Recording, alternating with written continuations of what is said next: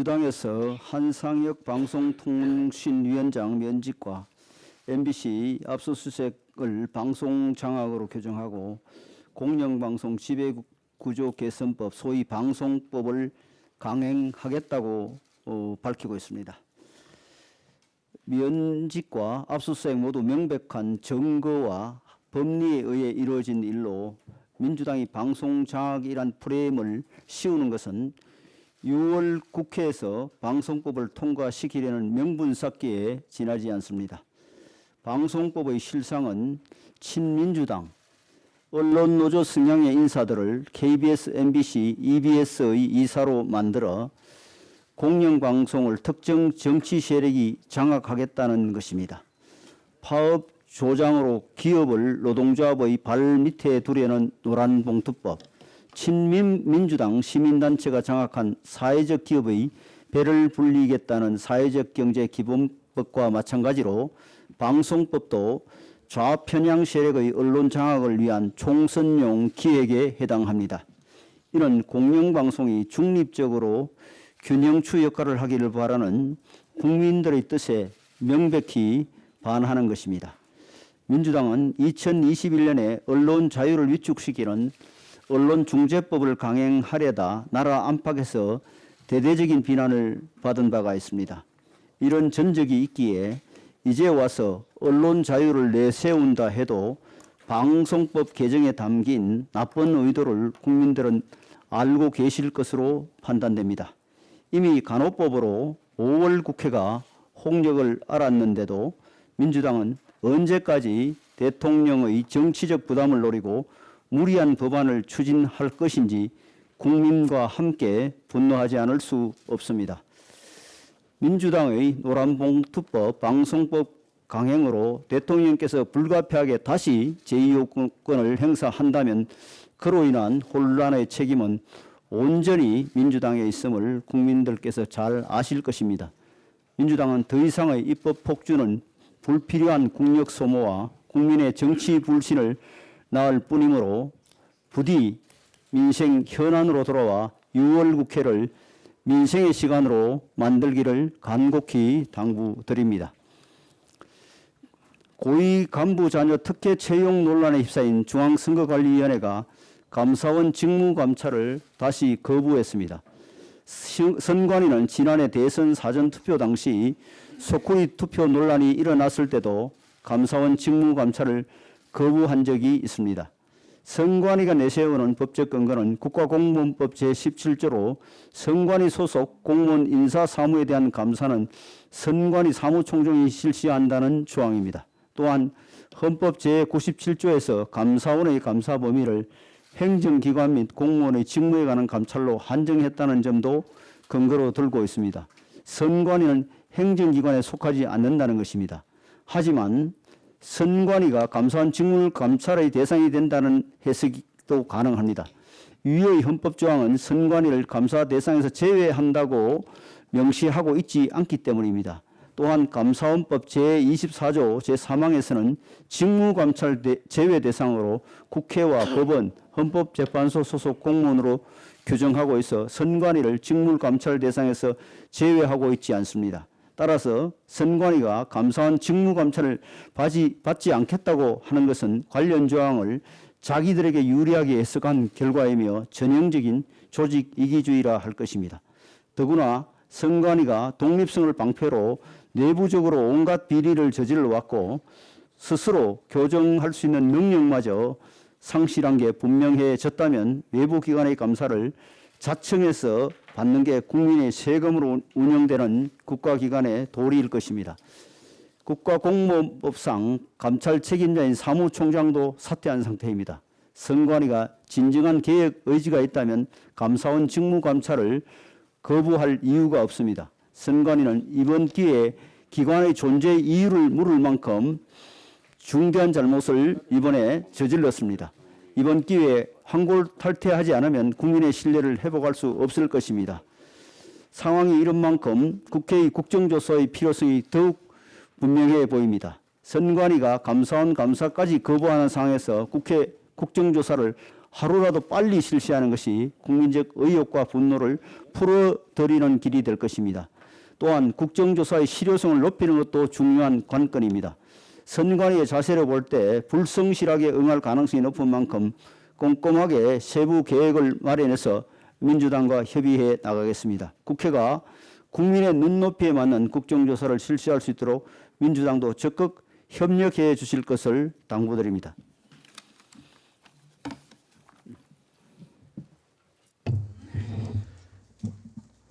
네, 중앙선관위가 아빠 찬스에 형님 찬스 의혹까지 언론에 보도되면서 국민적 분노가 하늘을 찌르는 상황입니다. 헌법상 독립기구 운운하며 셀프 조사한다더니 이제는 조사기관을 쇼핑하겠다고 합니다. 선관위는 권익위 조사는 받겠다면서 감사원 감사는 거부하겠다고 합니다. 아빠 찬스 고용 세습 조사 받는 것도 입맛대로 고르겠다는 것입니까? 선관위가 독립성을 전가의 보도처럼 휘두르지만은 독립성은 선거 사무에 관한 것이지 채용 비리에 관한 것이 아닙니다. 선관위가 지난 2019년 정기감사 때 불공정 채용 관련 감사원 감사를 받은 것은 뭐였습니까? 그때는 되고 지금은 안 되는 것입니까? 감사원은 이른바 아빠 찬스 논란과 관련해 선관위 직무감찰이 가능하다는데 선관위는 독립기관임을 이유로 거부하고 있습니다.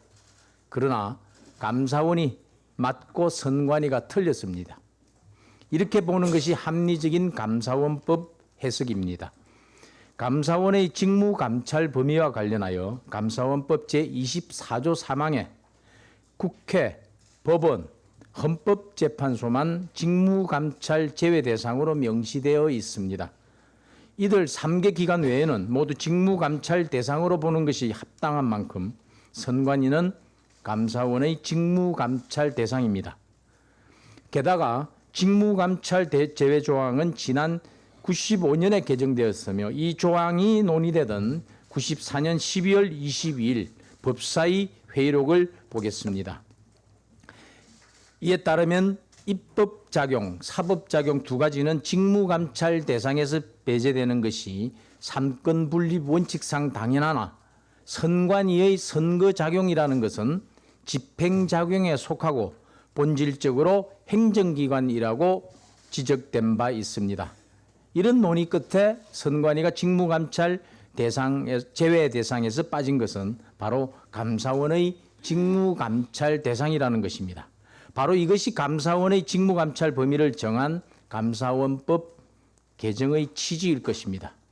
2019년 설례였으나 감사원법의 직무감찰 제외 조항이 개정되는 취지에 비춰볼 때 선관위가 감사원 감사를 거부할 명분은 없습니다.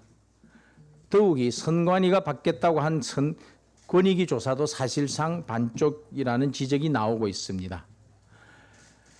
골물대로 골문 치부를 숨기려고 소나기나 피하고 보자는 식의 얄팍한 꼼수를 부린다면 최신은커녕 졸림마저 위태롭게 한다는 점을 선관위는 잊지 말아야 할 것입니다. 선관위가 감사원법조차 오독해서 조사기관을 쇼핑하듯 고르겠다는 것은 일말의 반성도 없이 국민을 무시하는 오만입니다. 선관위는 감사원 감사를 즉각 수용해 환부를 모조리 도려내야 합니다. 아울러 선관위는 이제 자정 능력을 상실한 만큼 권익위 조사와 함께 국회 국정조사를 통해서라도 진상을 밝혀내야 합니다. 노태학 선관위원장은 성실한 일반 직원들을 더 이상 실망시키지 말고 일련의 책임을 지고 물러나는 게 국민에 대한 예의임을 다시 한번 강조합니다. 청년 도약 계좌와 관련해서 말씀드리겠습니다. 통장 두둑 미래 든든 청년 도약 계좌가 이번 달에 정식 출시됩니다. 윤석열 정부는 청년들이 삶의 질을 높이고 꿈을 실현할 수 있도록 역대 정부 최초로 청년 정책을 국정 과제로 선정하고 청년층의 자산 형성 지원을 적극 추진하고 있습니다. 청년 도약 계좌는 일정한 요건을 갖춘 청년이 5년 동안 월 70만 원 한도 내에서 자유롭게 납입하는 금액에 대해 정부에서 기여금을 매칭해 지원하고 이자 소득에는 비과세 혜택을 부여해 중장기 자산 형성을 돕는 금융상품입니다. 우리 청년들이 청년 도약 계좌로 사회의 첫 출발의 기반을 마련할 수 있기를 희망합니다. 정부와 서민금융진흥원은 청년들이 청년도약 계좌에 편리하게 가입할 수 있도록 운영 상황을 지속 모니터링하고 관련 정보도 상세히 홍보해 주기 바랍니다. 특히 소득이 낮은 청년에 대해 우대금리를 제공하는 방안과 청년들이 만기까지 계좌를 유지할 수 있는 방안 등도 적극 마련했으면 합니다. 청년도약 계좌를 직접 판매할 예정인 금융권에서도 청년들이 자산 형성의 꿈을 이룰 수 있도록 사회공헌 차원에서 각별한 관심과 애정 그리고 협조를 당부합니다. 감사합니다. 네, 사무총장 절규입니다.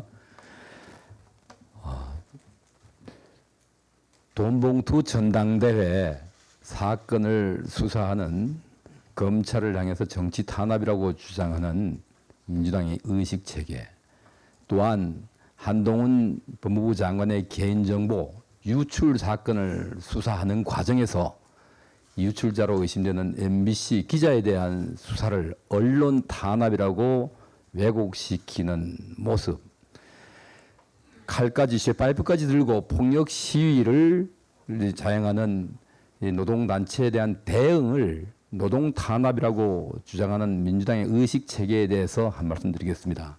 급기야 이재명 대표는 경찰의 고공농성 대응 과정의 정당한 공무집행에 대해 다시 야만과 폭력의 시대가 도래했다, 폭력적 저항을 유발한 게 아닌가 하는 의심을 하는 분들이 계신다고 또다시 망언을 퍼부어댔습니다.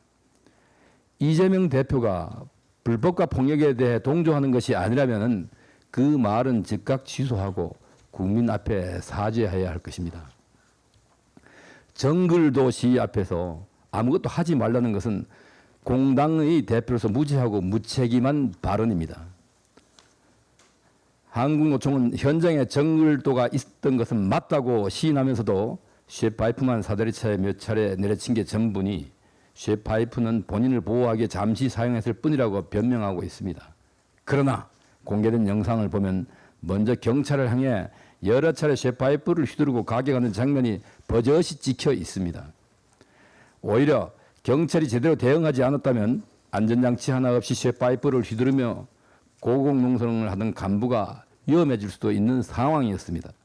그런데도 이재명 대표가 과잉 진압 운운한다면 불법을 방조하는 행위이고 국민의 안전을 위협하는 무책임한 언행입니다. 엊그제도 서울 도심에서 열린 민노총 집회에 경찰이 무단으로 도로를 점거하는 등의 불법 행위를 중단해달라고 수차례 촉구했음에도 민노총은 도로 점거는 물론이고 분향소까지 불법으로 설치했습니다. 그러면서 경찰에게 정권의 개니, 윤석열 정권의 하수인이니 하며 차마 입에 담지 못할 욕설로 공권력을 대놓고 모욕하고 있었습니다. 과연 누가 죄인입니까? 이재명 대표는 정당한 공무집행을 불법 폭력이라는 범죄 행위와 동일선상에 놓고 비교하지 마십시오. 경찰이 법을 집행하면 폭력적 대응이고 노조가 불법 폭력을 자행하면 정의로운 저항입니까? 집회의 자유를 앞세워 벌어지는 불법에 엄정 대응하는 것은 공권력이 당연히 해야 할 책무입니다. 그것은 국민들의 준엄한 명령입니다. 먼저 불법 시위를 시작하고 폭력으로 대응한 노조가 아닌 정당하게 대처한 경찰을 향해 비난의 화살을 돌리는 것이야말로 노조의 폭력적 저항을 부추기는 행위가 될 수 있음을 명심해야 할 것입니다. 사안을 바라보는 공당의 대표의 인식 수준이 참 안타깝기 짝이 없습니다. 이재명 대표는 공권력을 무참히 짓밟고 시민의 일상을 빼앗아가는 법치의 비정상화를 정상화시킨 책무가 제1야당에게도 있음을 명심하기 바랍니다. 이상입니다.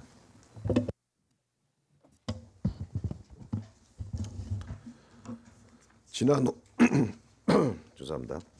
지난 5월 31일 우리 정부의 후쿠시마 오염수 시찰단 브리핑이 있었습니다. 이에 대해 원자력 전문가들은 전문가의 눈으로 현장을 직접 파악한 성과가 있었다. 현장 시설이 잘 운용되는지 시스템 차원으로 점검한 것이 중요하다는 평가를 내리고 있습니다. 그런데 출국 전부터 연일 비난을 이어오던 야당은 결국 시찰단의 브리핑 내용에 대해 근거 없는 비판에 나섰습니다. 그러면서 국제해양법 재판소 제소 및 잠정 조치를 정부에 요청하기까지 이르렀습니다. 후쿠시마 오염수 관련 잠정 조치 및 국제해양법 재판소 제소 문제는 앞서 문재인 대통령이 말로만 검토를 지시했다가 실제로는 조치하지 않았던 사안입니다. 그런데 민주당은 야당이 되더니 이를 정부에 요구하고 나섰습니다. 양국관리법, 노란봉투법처럼 본인들이 여당일 때는 못하던 것을 야당이 되더니 갑자기 추진하라는 것입니다. 최종 결과야 어떻게 되든 본인들의 정치적 목적만 이루면 된다는 식의 무책임한 태도가 아닐 수 없습니다. 야당은 지난 주말 서울에서 서명운동을 한 데 이어 이번 주말에는 부산에서 장애 집회를 열고 후쿠시마 오염수 규탄 행사를 갖겠다고 합니다. 과학적 근거 없는 선동으로 국민들의 불안감만 야기시킬 경우 그 피해는 고스란히 우리 어민들과 횟집 등 수산업 관련 종사자들에게 향할 수밖에 없습니다. 민주당은 당대표 사법 리스크, 전당대회, 코인게이트 등 본인들에게 향한 비난을 외부로 돌리고자 오로지 정치적인 목적으로 일삼는 후쿠시마 오염수 국민 선동 행위를 즉각 중단하기 바랍니다. 감사합니다. 광기훈 간사님. 네, 보건복지위원회 강기훈 의원입니다. 우리나라 응급실 뺑뺑이 문제가 심각합니다. 23년 5월 30일 용인 70대 남성이 138분 동안 12곳 병원에서 거절당하고 길에서 사망했습니다. 23년 2월 대구 중학생도 같은 이유로 문제가 되었습니다. 지난 수요일 5월 31일 당정 협의를 통해 개선 방안을 발표했습니다. 협의 내용대로 빠짐없이 실천되고 효과가 조속히 나타나길 기대합니다. 응급실 뺑뺑이 문제에 대해 고민하고 협의하면서 파악한 우리나라 응급 의료에 대한 시급한 문제와 개선안에 대해 한 말씀 드리고자 합니다. 응급실 뺑뺑이의 가장 큰 원인은 긴급한 환자를 어디로 이송해야 하는지를 아무도 모르고 있다는 데 있습니다. 환자 이송을 위해서는 병원에서는 현재 환자 이송 시점에 가동 가능한 병실과 투입 가능한 의사, 병원 내 필요한 의료장비 확보 현황을 실시간 파악 가능해야 합니다. 중앙응급의료센터에서는 이러한 각 병원의 3가지 응급의료 정보를 실시간 받아 취급한 상판을 가지고 있어야 합니다. 병원이 응급의료 정보를 실시간 파악하고 이를 바로 중앙응급의료센터에 전달한다면 환자 이송 출발 단계부터 어느 병원으로 가야 할지 알 수 있고 응급실 뺑뺑이 문제는 많은 부분이 해소될 수 있을 것입니다. 이를 위해 2가지 사안이 해결되어야 합니다. 각 병원은 3가지 응급의료 정보를 파악할 인력이 필요합니다. 응급의료법에 따라 전국 권역 응급의료센터 40개와 지역 응급의료센터 131개에는 가동 가능한 병실, 투입 가능한 의사, 병원 내 필요한 의료장비 확보 현황 정보를 전담해서 파악하는 응급의료 정보 관리자를 두고 있습니다. 각 병원에서 24시간 빈틈없이 3가지 응급의료 정보를 파악하기 위해서는 1일 3교대, 휴일 등을 고려할 때 최소 4명이 필요합니다. 하지만 현행법에 따라 권역 응급의료센터는 2명, 지역 응급의료센터는 1명을 두고 있습니다. 응급의료 정보 관리자가 퇴근한 이후는 전혀 정보 파악을 하지 못하고 있습니다. 지역 응급의료센터까지 최소 4명 응급의료 정보 관리자에 대한 인건비를 정부에서 지원해야 합니다. ABB 투입 또는 최소 2004년도 예산에는 반영될 것을 촉구합니다. 각 병원은 세 가지 응급 정보를 의무적으로 중앙응급센터에 제공해야 합니다. 응급의료법 제28조에는 병원에서 세 가지 응급의료 정보를 의무적으로 응급의료지원센터에 제공해야 한다는 규정이 없습니다. 임의 규정인 것입니다. 병원에서는 세 가지 응급의료 정보를 의무적으로 실시간 중앙응급의료센터에 제공하도록 응급의료법 개정을 해야 합니다. 다시 말씀드리면 우선 응급의료 정보를 실시간 파악할 응급의료관리자 예산 515억 원을 추가로 ABB나 2024년도 예산에 반영토록 하겠습니다. 또 연내 응급의료법을 개정해 병원에서 응급의료 정보를 의무적으로 중앙응급의료센터에 제공하도록 하겠습니다. 두 번 다시는 이러한 응급실 뺑뺑이가 발생하지 않도록 완벽하고 꼼꼼한 대책 마련에 최선을 다하겠습니다. 한 가지 더 말씀드리겠습니다. 최근 한 가지 맞다. 네. 짧게 하십시오. 네. 왜냐하면 30. 최근 네, 알겠습니다. 최근 매독균 확산세가 심상치 않습니다. 매독은 매독균에 감염되어 발생하는 만성 성병으로 심장과 신경 등의 이상이 생겨 실명하거나 사망에 이를 수 있습니다.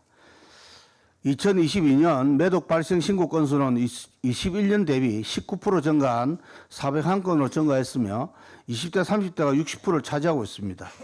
그렇지만 현재 매독은 4급 감염병이기 때문에 표본 감시 대상입니다. 문재인 정부 시기인 2020년부터 감염병 예방법을 개정해 매독을 3급에서 4급으로 조정하였기 때문에 전수 감시 대상에서 제외되었습니다. 표본 감시 대상은 일부 의료기관을 표본 감시 기관으로 지정해서 정기적으로 수집하고 분석하여 질병청이나 간헐 보건소에 신고하는 표본 조사입니다. 반면에 전수 감시 대상은 모든 의료기관에서 감염병 환자 발생을 사례별로 당국에 의무 신고하도록 하고 있습니다. 따라서 매독은 중증 합병증이 발생할 수 있고 장기간 전파 가능성이 있어 발생 추이에 대한 정확한 파악이 필요하기 때문에 제3급 감염병으로 상향 조정하여 전수 감시 대상으로 전환할 필요가 있습니다. 지난 5월 17일에 매독을 3급 감염병으로 조정하는 내용의 감염병의 예방 및 관리에 관한 법률 일부 개정안을 발의했습니다. 감염병 예방법 일부 개정안이 조속히 개정되어 내년 1월부터 시행될 수 있도록 노력하겠습니다. 이상입니다. 수고했습니다. 그 최성재 의원님 하시고 김영식 의원 하시고 순서를 하여튼 짧게 좀 해주시면 좋겠습니다. 예. 민주유공자법 제정보다 우선하여 시급한 것은 고령의 전몰 군경 예우와 보상 강화입니다. 2023년은 국가보훈제 국가보훈부 격상 원년이자 정지한 협상 및 한미동맹 70주년입니다. 6월은 현충일, 6.25 전쟁 발발일, 제2연평해전 승전일 등이 있는 호국 보훈의 달입니다. 지난 정부에서 문재인 전 대통령은 취임 첫 해인 2017년부터 2019년까지 3년 연속 6.25 기념행사에 불참했었습니다. 심지어 문재인 대통령은 2020년 북한의 눈치를 보며 야간에 몰래 6.25 전쟁 기념행사를 시행하고 자찬했던 것도 모자라서 2021년에는 6.25 전쟁 71주년 기념식에 불참하고 미국 타임즈 인터뷰에서 김정은을 매우 정직하고 열정적이며 강한 결단력을 가진 사람이라고 칭송하며 허울뿐인 평화를 부르짖어 6.25 전쟁 참전 용사와 유가족의 명예를 훼손했습니다. 아울러 문재인 대통령은 2020년 6.25 기념식에서 우리의 체제를 북한에 강요할 생각이 없다라고 말하며 헌법의 가치를 훼손했습니다. 현재 민주유공자법 제정도 사회적 합의가 반드시 필요하고 중요한 과제이지만 고령의 6.25 전쟁 참전 유공자 전몰 군경 그 유가족의 예우와 보상을 위한 노력이 우선되어야 할 것입니다. 참전 용사의 희생이 정쟁에 희생되지 않도록 노력해야 합니다. 더 이상 현실의 정쟁 때문에 과거의 헌신이 훼손되거나 희생되지 않도록 해야 할 것입니다. 이상입니다. 김영식 의원 하시고 유상범 의원 하십시오. 가방간사대행 경북구미시열 국회의원 김영식입니다. 후쿠시마 방류가 국민 건강과 직결되는 문제이기 때문에 국민의 우려를 이해하고 국민 눈높이에 맞게 교육자이자 과학기술자로서 사실을 말하고자 합니다. 정부 여당은 막중한 책임감으로 중립적, 객관적, 과학적 사실로 철저한 검증을 통해 해결해야 합니다. 어제 1일 이재명 대표는 후쿠시마 방류 관련 간담회에서 정부가 일본의 해양 투기, 환경 파괴, 생명 위협 행위에 대해서 도움의 역할을 하고 있다라고 하였고, 수산업계뿐만 아니라 횟집과 같은 자영업에 엄청난 피해가 발생 중이며 손님이 급감해서 문을 닫는 경우가 상당히 많이 발생하고 있다라는 발언하는 등 또다시 확인되지 않은 원정 공포로 국민 불안을 선동하고 있습니다. 이는 국민 건강을 볼모로 정부 여당을 공격하려는 기만적 정치 행태입니다. 현재까지 확인된 결과는 전 세계가 지켜보는 가운데 IAEA가 5개 국가의 8개 연구기관이 참여하여 교차 분석한 1차 결과는 유해한 초가 핵중이 검출되지 않았다는 사실입니다. 추가적으로 IAEA는 주변 바닷물과 어류에 어떤 영향을 미치는지 등에 대한 일본 모니터링 체계를 평가하는 추가 보고서도 낼 예정입니다. 규제기관인 원자력안전위원회는 이번 1차 결과만 보지 않고 2차, 3차 실효 분석 결과와 다음 달쯤 나올 IAEA 최종 결과 보고서를 종합하여 결론을 발표할 것입니다. 엊그제 31일 환경부가 공식 발표한 월성 원전 인근 주민의 건강조사 결과 또한 유의미한 영향을 미치지 않았다라는 과학적 결과가 나왔습니다. 이에 민주당은 데이터가 잘못됐다, 또 조사를 신뢰할 수 없다며 원하는 답이 아니었다고 화풀이하는 모양새입니다. 민주당은 때를 쓸 게 아니라 주민을 상대로 공포와 괴담을 선동한 점에 대하여 사과를 해야 할 것입니다. 민주당은 원자력안전위원회의 후쿠시마 방류 분석 결과에 대해서 또 본인들이 원한 답이 아니었다고 선동할 것입니까? 민주당은 제1야당으로서 민생과 국민 건강을 진정으로 생각한다면 국민 불안을 부추기는 선동을 멈추고 정부가 철저한 검증을 통해 하루빨리 이 논란을 불식시켜 사회적으로 안정을 찾을 수 있도록 협조해야 할 것입니다. 이상입니다. 예, 다음 유상범. 정보유관사 유상범 의원입니다. 국가보안법 위반 혐의로 기소된 경남 창원 자주통일 민중전의 측이 국민 참여 재판을 요청했고 법원에서 받아들여지지 않자 즉시 항고했다고 합니다. 창원 간첩단뿐 아니라 제주 지역 희역개혁 희역 간첩 혐의자들도 지난달 국민 참여 재판을 신청한 바 있습니다. 대한민국 체제 전복을 기도한 간첩 혐의자들이 자유민주주의 법을 악용하는 어이없는 상황이 계속 벌어지고 있습니다. 검찰 송치 후에는 이들은 검찰 출석 요구를 거부하고 묵비권 행사 및 단식 투쟁을 벌였습니다. 재판에서는 제출된 모든 증거에 부동의하며 기울어진 김명수 코트에서 자기들 마음대로 재판 지연 전략을 쓰고 있습니다. 대한민국 체제 전복 세력의 지연 전략은 대한민국 체제 자체를 농락하고 무력화하는 것입니다. 지금 대한민국에서 간첩죄 적용은 하늘의 별 따기만큼이나 어렵습니다. 북한 공작원으로부터 공작금을 수령하고 지령을 받아 반정부 투쟁을 일삼고 북한을 찬양하며 각종 정보를 수집 전달해도 기밀성을 따지며 간첩죄를 적용하지 못하고 있는 것이 현실입니다. 이런 상황에서 이들의 요구대로 국민 참여 재판으로 진행할 경우 수사 정보가 공범들과 북한에게 실시간으로 알려지고 향후 수사에도 엄청난 지장을 초래할 것이 자명합니다. 안보는 작은 구멍에도 붕괴하는 댐과 같습니다. 정상 국가에선 있을 수 없는 반국가 행위, 이적 행위를 한 간첩들에게 국민 참여 재판은 절대 허용해서는 안 될 것입니다. 문재인 정권 5년간 대공 수사권이 무력화된 상황에서 간첩단은 민노총, 정교조 등을 비롯해 우리 사회 어디에나 활개를 치고 있습니다. 대공 수사 공백을 메울 대안과 낡았다고 공격받는 국가보안법 체계도 정비해 그동안 간첩에게 너무 관대했던 대공 관련 형사사법 체계 또한 바로 세워야 할 것입니다. 마치겠습니다. 시간이 됐습니다만은 세 분만 더 짧게 말씀해 주시면 좋겠습니다. 법사위 기재위 행안위 간사 순으로 말씀해 주십시오. 예, 법사위 간사인 정진식 의원입니다. 지난 30일 대법관 후보 초천위는 7월 중순 퇴임하는 조재현, 박정화 대법관 후임으로 8명의 후보자를 추천했습니다. 8명의 후보 중 김명수 대법원장은 2명을 선정해 윤석열 대통령에게 임명 제청을 하게 됩니다. 이번 인사는 오는 9월 퇴임을 앞둔 김명수 대법원장의 마지막 인사 제청이라는 점에서 어느 때보다 관심이 높습니다. 또한 김명수 사법부 6년간 무너진 사법부의 신뢰를 재정립할 수 있는 기회가 될 것이라는 국민의 열망과 기대감도 상당합니다.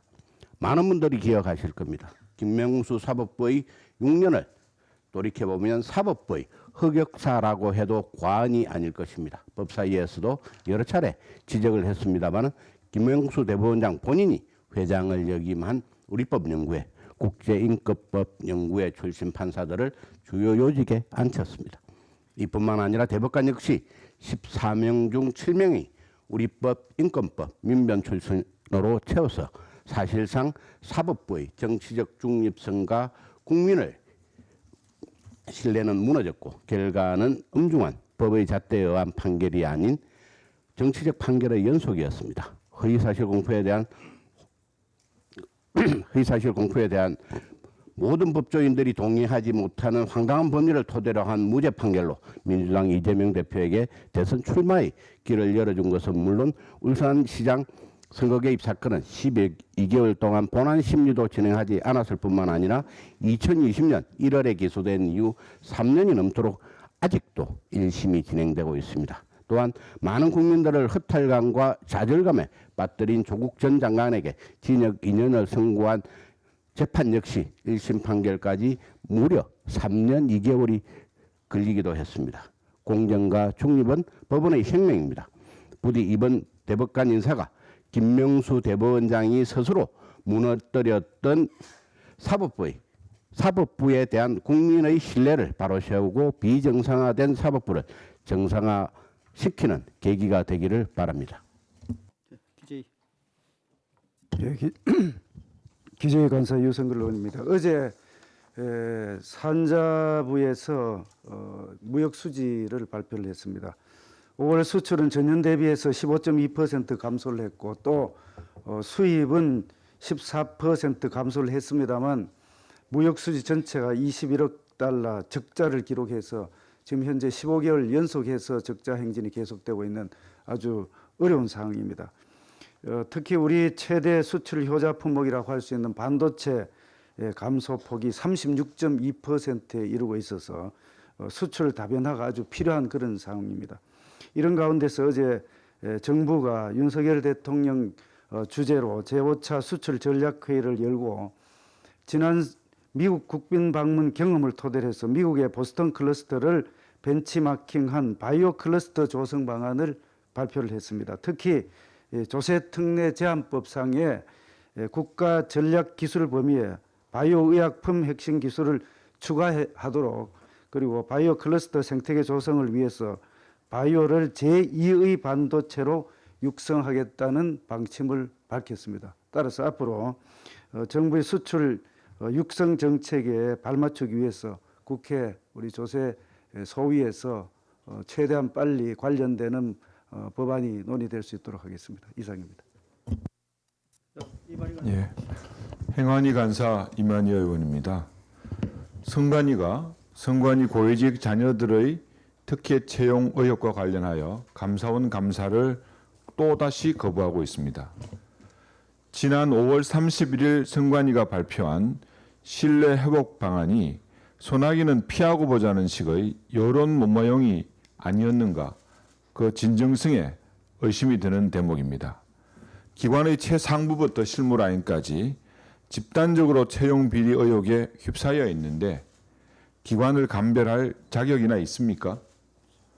선관위는 헌법상 독립기관을 내세우며 감사원 감사 대상이 아니라고 주장합니다만 감사원법 24조에 따르면 제외되는 공무원 소속 기관은 국회, 법원, 헌법재판소입니다.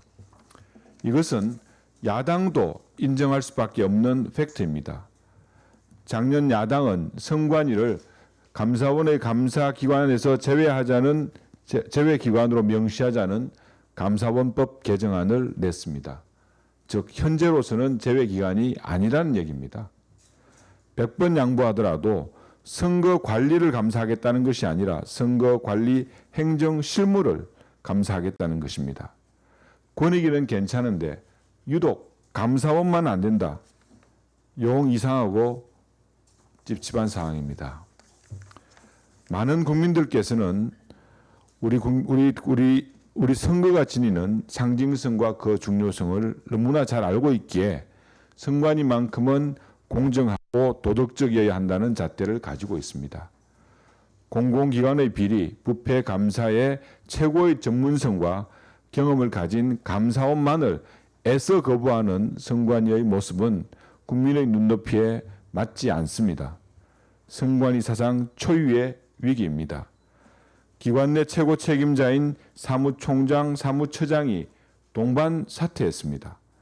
아빠 찬스를 넘어 형님 찬스까지 드러나는 특혜 채용의 의혹이 보입니다. 특혜 채용 의혹의 규모가 앞으로 더 커질 것으로 보입니다. 노태학 중앙선거관리위원장은 책임 있는 기관장으로서 진정한 국민 신뢰를 회복하는 첫걸음이자 국민에 대한 도리로서로도 감사원 감사를 신속하게 수용해야 할 것입니다. 이상입니다. 비공개로 전환하겠습니다.